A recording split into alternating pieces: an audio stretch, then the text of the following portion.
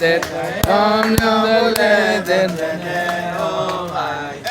חג שמח וזרע פורח, היום יום הולדת. How are you, Shoshana? It's good? Nice? Baruch Hashem, Baruch Hashem, Clean. Fire. Baruch Hashem. Oil, paper, and cotton. Everybody put wood. No. Look how.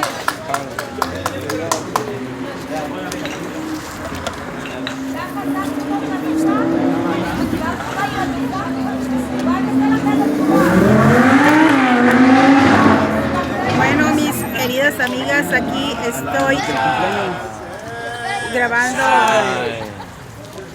Dos, ארבע,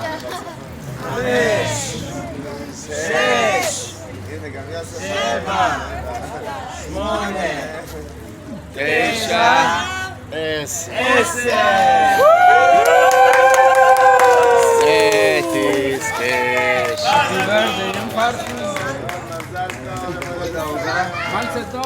Mal Tov.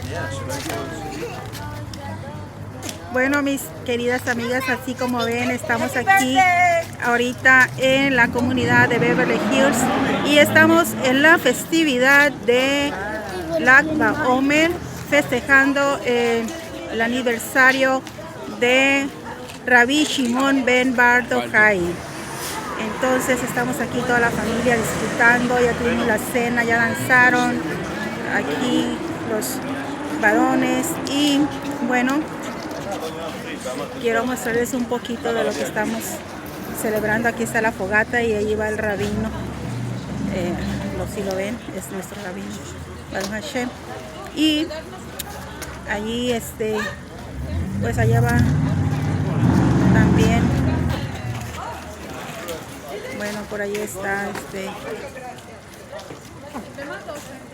se puede apreciar bien la fogata que hacemos. Es una costumbre que se hace cada año, entonces aquí estamos en la festividad de Lag BaOmer. Baruch Hashem.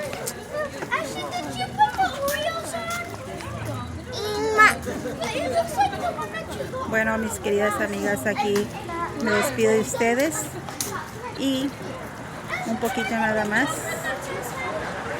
Nos vemos entonces en la próxima. Saludos a todos.